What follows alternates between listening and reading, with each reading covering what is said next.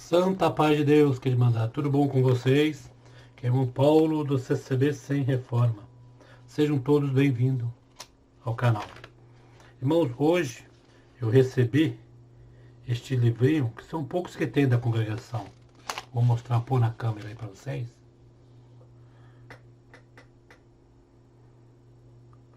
Resumo da convenção, reuniões e ensinamentos, pontos e doutrinas de fé e da fé que uma vez foi dada aos santos, histórico da obra de Deus, revelada pelo Espírito Santo no século passado. Mensagens. Recebi esse livrinho.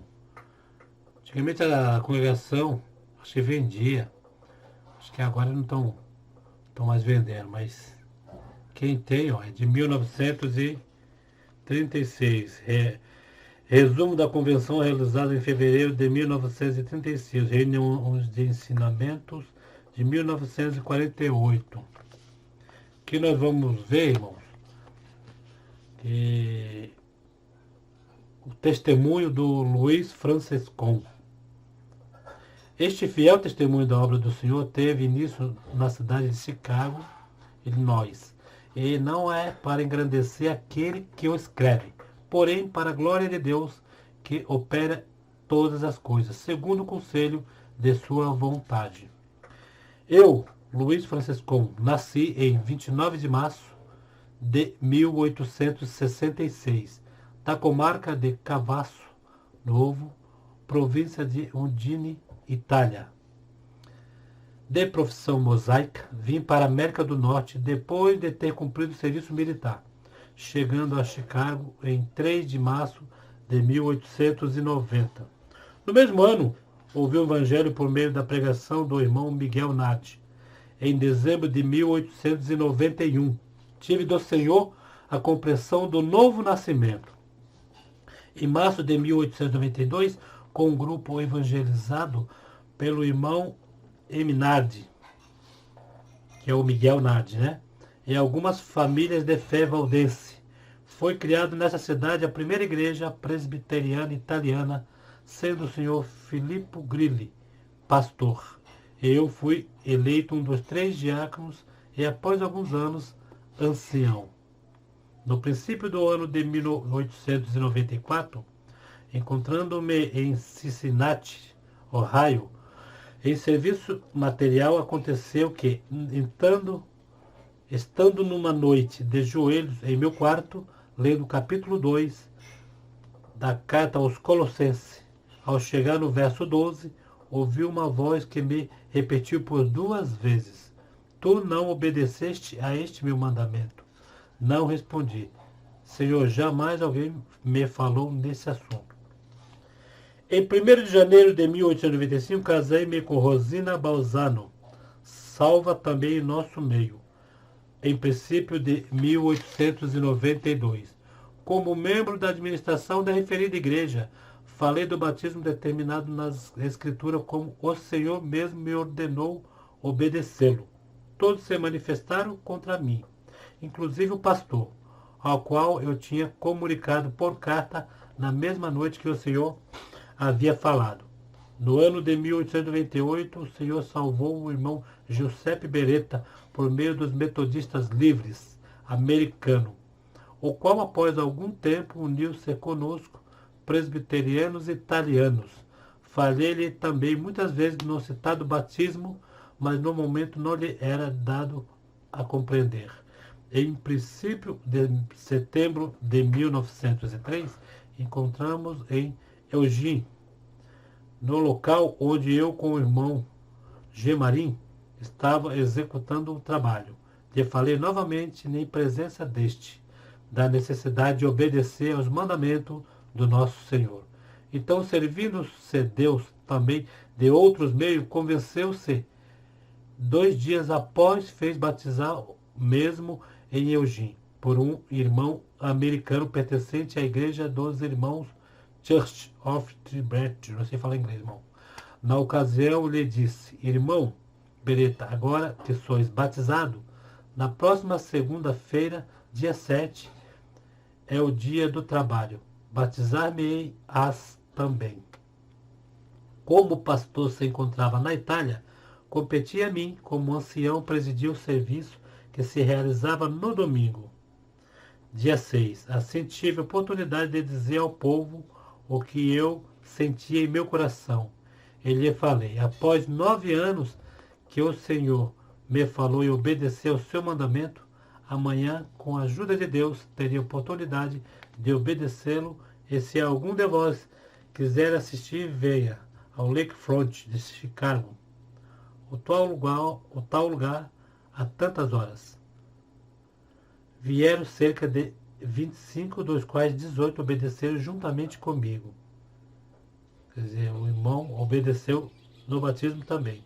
Fomos imersos, né? Não aspersão, imersão.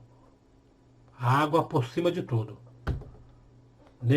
Nenhuma parte ficou sem a água, né? Pelo irmão G. Beretta. Poucos tempos depois, o pastor Freire voltou da Itália. E no primeiro domingo que nos reunimos, disse-lhe que eu desejava dirigir algumas palavras à Irmandade antes de seu sermão, o que foi me concedido. Primeiramente, perguntei a todos se eu havia feito alguma coisa errada, que testemunhasse, e responderam que nada havia contra mim. Então exortei-os que, se quisesse também ser participante das promessas de Deus, seria necessário obedecê-lo conforme a sua palavra. Em seguida, apresentei a minha demissão de ancião, secretário e membro daquela igreja. Todos se maravilharam e pediram que não os deixasse, e eu respondi que aquela decisão não era por mim premeditada, mas sim ordenada pelo nosso Senhor. Deus que tinha pedido para ele sair, né? Aconteceu também que naqueles que comigo obedeceram ao mandamento, quiseram abandonar a igreja, o qual não julguei conveniente a fazer. Todavia, o fizeram. Foi necessário então que nós reuníssemos em vários lugares, pela necessidade dos que não sabia ler. Assim, a primeira reunião foi feita em casa do nosso irmão ancião Ed Mollis, na qual eu fui eleito ancião. Nessa mesma ocasião, propus os irmãos G. Beretta e P. McCone para dirigir o serviço uma semana a cada um. Depois de algumas noites, resolveu se reunir em minha casa. Ele era ancião da presbiteriana, aí renunciou, e começou a ter culto em diversos lugares, né? E cada um atendia esses cultos que era realizado. Em 2 de dezembro de 1903, embarquei para a Itália em visita à minha família, regressando a Chicago. Em princípio de maio de 1904, encontrei estes irmãos cheios de si e em contendas sem fim. Não sabendo como proceder, resolvi pedir conselho ao Senhor, e ele me respondeu que me separasse deles até que ele, o Senhor, determinasse unir-me com eles novamente. Isto foi em outubro de 1904, separando-se comigo também a família de Ennis Mole. Pode ver, irmãos, que ele pediu demissão, renunciou da igreja que ele estava, mas ele não, assim que ele renunciou, ele não ficou falando mal da igreja, não ficou querendo procurar alguma coisa errada para poder estar prejudicando, denegrindo a igreja. Ele saiu, o Senhor pediu para ele saiu, fez fazer os próprios cultos deles, junto com aqueles que foi junto com ele, e dali ele seguiu em frente. Não voltou mais do que ele estava antes, né? É o que acontece a alguns irmãos hoje que larga a congregação e devia seguir seu rumo, né? Já que não aceitou a doutrina da congregação, então procura seu rumo, né? Abre uma igreja, procura o seu rumo, vai pregar de outra maneira, não ainda fica denegrindo o corpo da congregação, o corpo santo, que é a Irmandade, né? Aí deixa eu ver aqui agora que eu me perdi. Alberto de Sico e alguns outros, reunindo-nos a cada um em casa dos dias estabelecidos. E todos os domingos partia seu pão, recordando a morte do nosso Senhor. Eis alguns dos preliminares da grande obra que o Senhor fez pelo Espírito Santo na colônia italiana. Em fins de abril de 1907, o Senhor me fez encontrar com um irmão americano, um dos primeiros a receber a promessa do Espírito Santo em Los Angeles, no ano de 1906, e por meio dele soube que na W. North Rave AV 943. Irmão, não sei falar inglês, viu? Tô lendo o que está escrito aqui. Perdoa aí o inglês aí que eu... Havia uma missão que anunciava a promessa do Espírito Santo e que o próprio pastor W.H. Durham havia recebido. Na primeira semana frequentei sozinho aquele serviço e o Senhor me confirmou que aquela era a sua obra. No domingo seguinte me acompanhou o resto do grupo.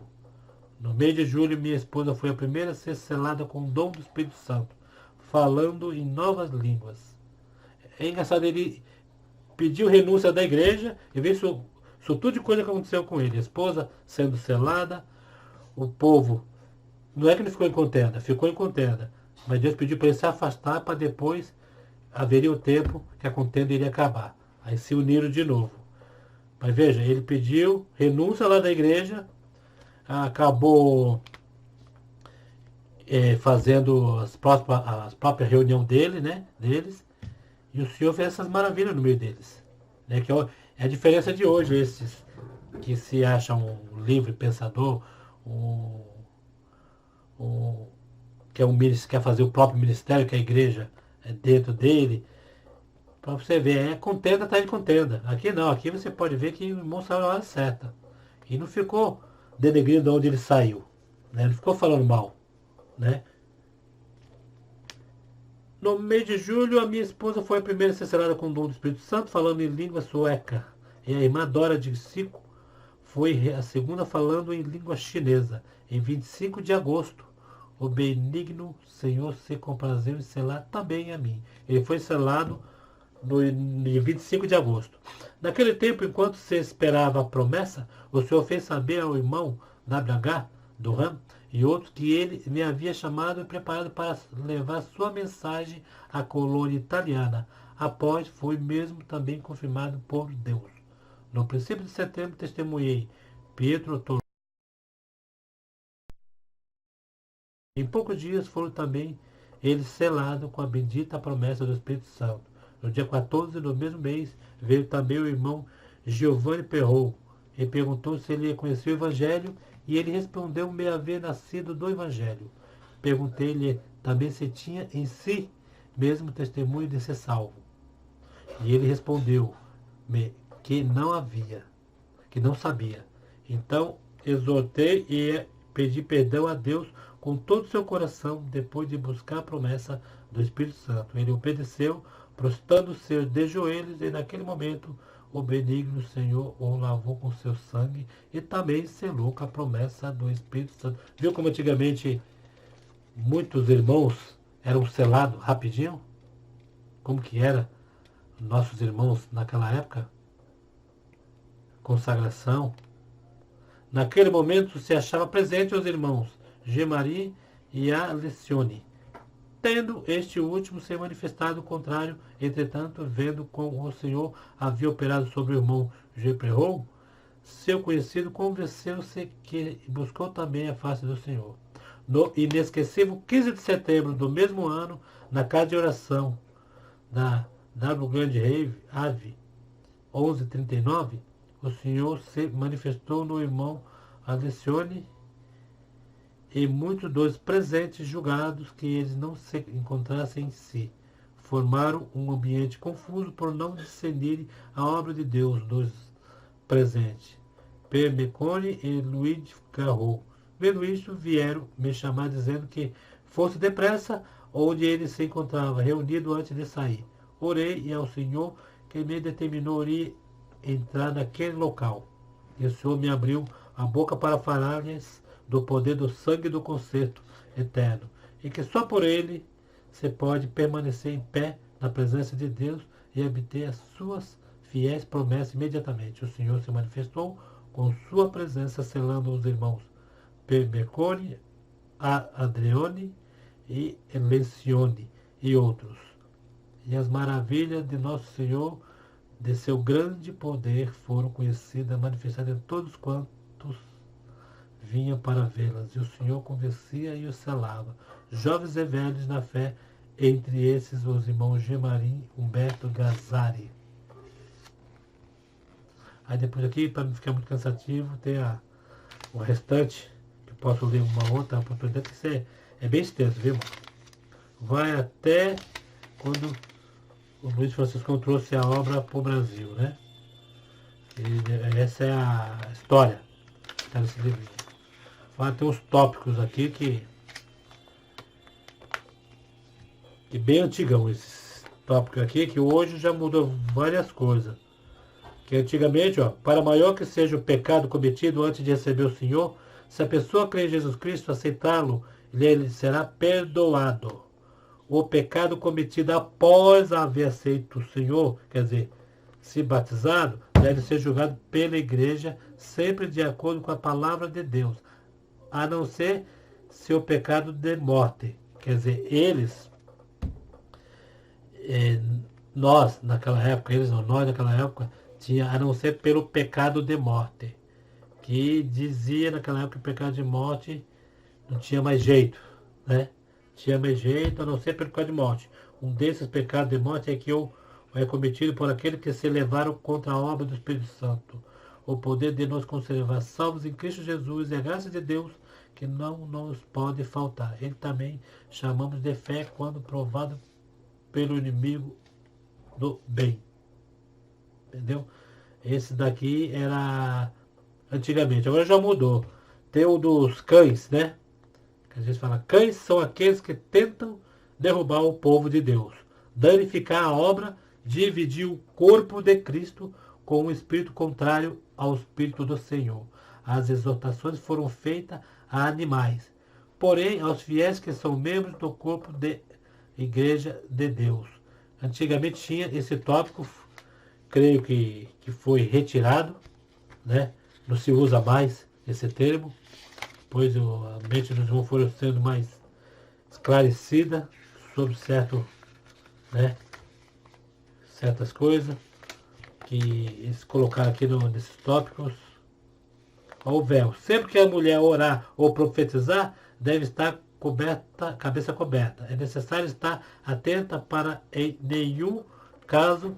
Tá? Fica tudo na Santa Paz de Deus. Vou acabar, senão não consigo acabar esse vídeo. Fica tudo na Santa Paz de Deus. Até o próximo vídeo, se Deus quiser.